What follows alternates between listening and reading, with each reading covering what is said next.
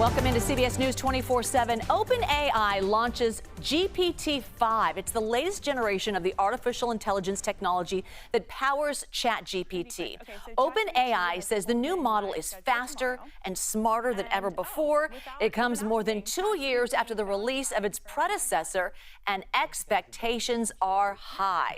So I want to bring in Jacob Ward, technology journalist, host of the Rip Current podcast. Thanks for being here. Also, the author of The Loop, How Technology is Creating World Without Choices and How to Fight Back. Okay, first things first, we're talking about this release, okay, of ChatGPT-5. Right. How is this different? Well, it is faster, but it's much more than just fast. Okay. It is, in the past, you basically had to choose which flavor of the technology you wanted to use for a coding task, or to write a piece of poetry, or to make you an image.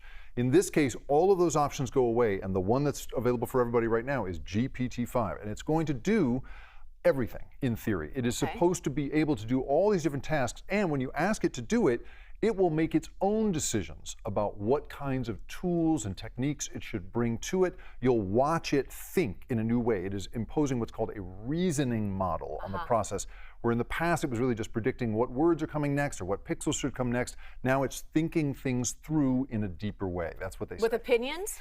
It definitely has some opinions, right? Okay. And it also, in theory, will hallucinate less often, make mistakes less often, they say, and it will also negotiate with you. If you ask it how to make explosives, it will actually say, why do you really want that? It will negotiate with you about what's going to be a more dangerous use of it. Well, so that's good. a higher level of reasoning is what they're offering. All right, well, let's talk about the money. Okay, so the AI industry pouring billions into data centers and chips they need to run these models. Investors clearly want to know when they're going to see their return. So is this kind of all of a way to kind of an effort to show what they are paying for? Absolutely. I mean, just to put it in perspective, the expenditures on data centers and chips right now supposedly account for more of the GDP than what you and I spend, what consumers are spending. Right. It is estimated that $3 trillion could be spent by the end of 2028 on this stuff. And so those investors, of course, are going to want their money back. We just saw a couple days ago, Anthropic, a rival to this company, released their version of this.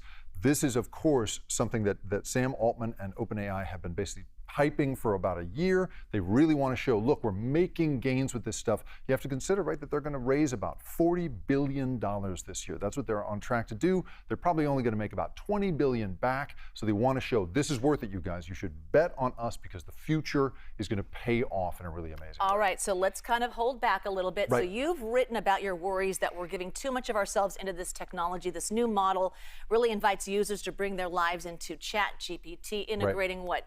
The Gmail, calendars, contacts.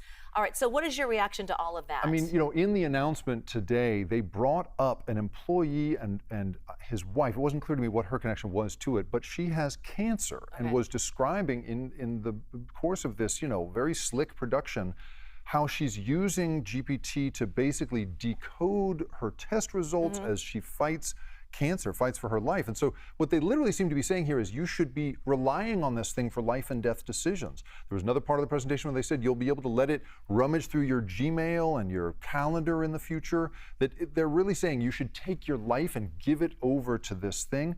This is a whole new world. We don't know if that's okay. Maybe that's a good thing. Maybe that will be helpful, but this is absolutely uncharted territory. And the fact that they want you to have as much faith in their product as they're asking you to have is a pretty bold step from a tech company. Yeah, good information. And we all want new information, but just, you know, be able to kind of select and choose on your own. Okay, so let's talk about AI rival Anthropic. Released the latest version of its own chatbot earlier this week. So how does the AI race look now? Are they kind of neck and neck? You know, as much time as they spend talking about calendars and Gmail and you know, your health, what both of these companies are really fighting to do is replace software development. And so Claude, Anthropic's version of ChatGPT, has been famous for basically saying, you know, you and I could sit down and say, make me a web app that, you know, tells me when I can go surfing in the next week, and it would bang that out without you and I having to have any kind of stuff. That's called vibe coding, is what the kids are calling it. Okay. Well, this is ChatGPT saying, OpenAI saying, we want to be in that business too. They've created this rival, and so in both cases, what they really spent most of their time showing off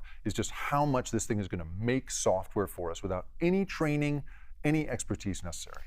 Oh my goodness. Okay, so OpenAI says this new model is actually a step down the path toward AI intelligence. So talk about what that is and why there's so much buzz around it. For more than 40 years, we've been talking about the possibility of a sort of greater than human intelligence. And the recent term for that now is artificial general intelligence. And Sam Altman, the creator of OpenAI, the people behind Anthropic, all these folks say they are on a path toward doing that. That's part of why people are willing to spend billions and possibly trillions of dollars funding these companies. But experts have been saying over and over again that this is really just a glorified cut and paste. It just predicts the next word or the next pixel. So the idea that it's actually on a path to being of greater than human intelligence. It's good at math, it's good at making software, but can it deal with chaos? Can it deal with emotions? Can it deal with relationships? None of that has been shown yet. So experts are saying we're not on that path right now, even though these companies are very, very interested in convincing you and I that we are. There's still going to be human drama. So there you go. Yeah, right, drama. Yeah, exactly. They'll do all the jobs. We'll do all the fighting. Yeah, oh my goodness. I appreciate all of your insight. Jacob Ward, thank you so much. Thanks for having me. Appreciate it. Okay, thank you.